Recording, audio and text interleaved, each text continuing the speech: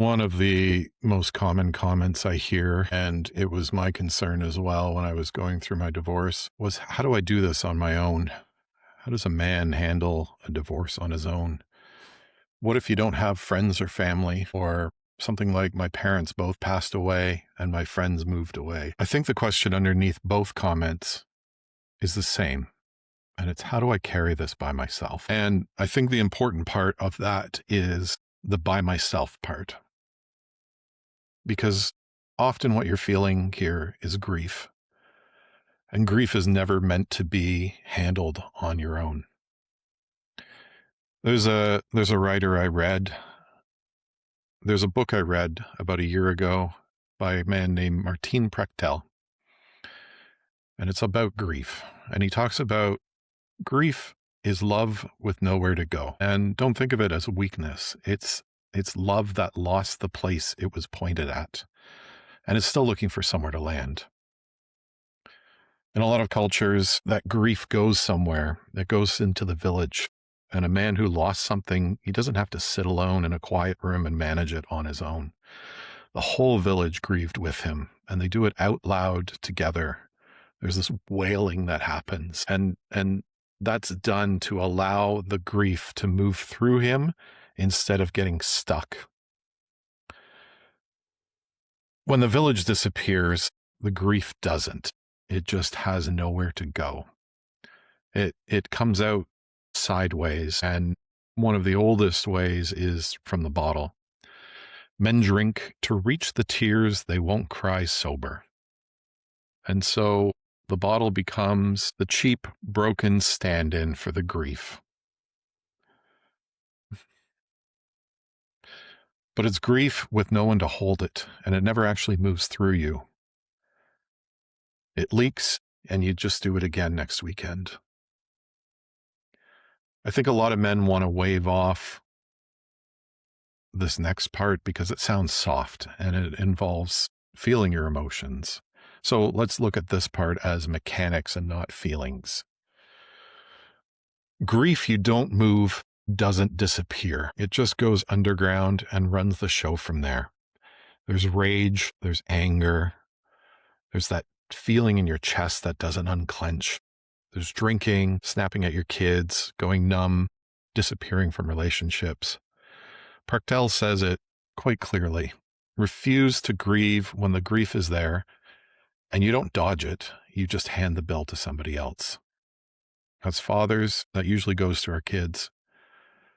And if we never attend to it, it hides for years and can even get passed on to the next generation.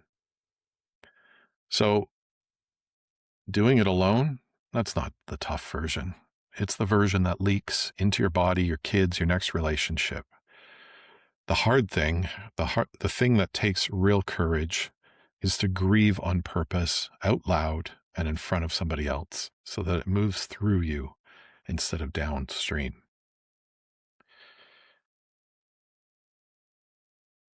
You didn't fail.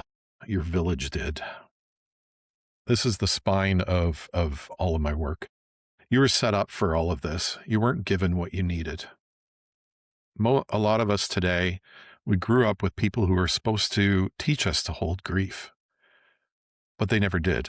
We weren't given elders. We weren't given rites. We weren't given a circle of men to pull the younger men aside and teach them. Our culture forgot how to turn boys into men, so it teaches the hard way through pain. So if you're sitting here and you don't know how to handle it, you didn't fail. Your village did. And both things are true at once. You need the village and the village failed you. Needing people isn't weakness. It's how we're built. The village not being there isn't your fault, but from here on, rebuilding it is yours. So what do you do if you literally have no one around? And let's say your parents have died or you're no contact with them. Your friends have moved away. You don't have that counsel. The core of my work is around rebuilding that chain of wisdom when it's not passed down to you. Sometimes it's people willingly withholding something from you. Other times it's people who have passed away or become unavailable. Either way, something has to start things over again, and that's you. It's its own grief, and that goes on top of divorce. You need to mourn that first, and then the divorce.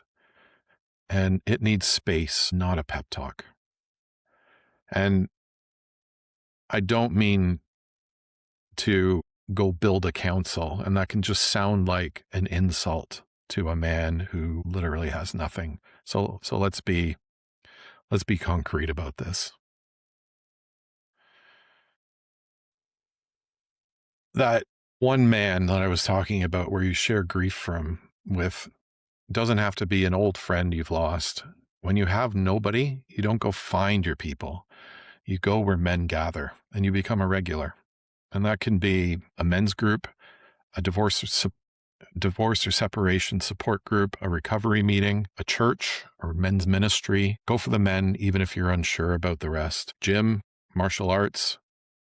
I do boxing, some sort of sport, somewhere where the same faces show up every week. And that repetition turns strangers into something. You can find a therapist or a coach as a paid first step. And that can be your stand-in elder while you build the real thing. That's not weakness. It's a bridge. And if your friends are states away, that's not gone. A friend across the country is still a weekly friend, a phone call away. That distance killed the convenience, but not the friendship. Sometimes you have to reach for it. Every one of these things needs you to reach first more than once when you're already gutted and it's the last thing on earth you want to do. Most men won't. Reaching feels like begging, and that's exactly why most men stay alone.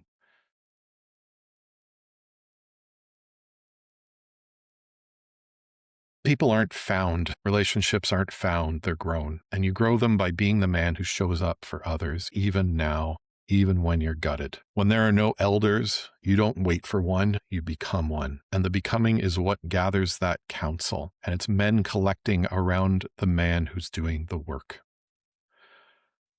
I have no one feels like a permanent verdict, but it's just temporary. It starts changing the day you do. So the grief is real. The elders you lost, the parents you never had, the friends' time, the distance, it all deserves mourning. And it's not just a hand wave away. But isolation, that itself is a condition you can change. And you do that one step at a time. You're not broken because the people are gone. You're at the start of building back what got taken. You don't have no one. You have no one yet. So anybody who's feeling that, you can't do it alone, and you don't have to. Even if today your count is 0, you go first. You start digging the new well. You become the man the council gathers around. The line I would encourage you to remember here is, you're not alone. You're first, even from 0.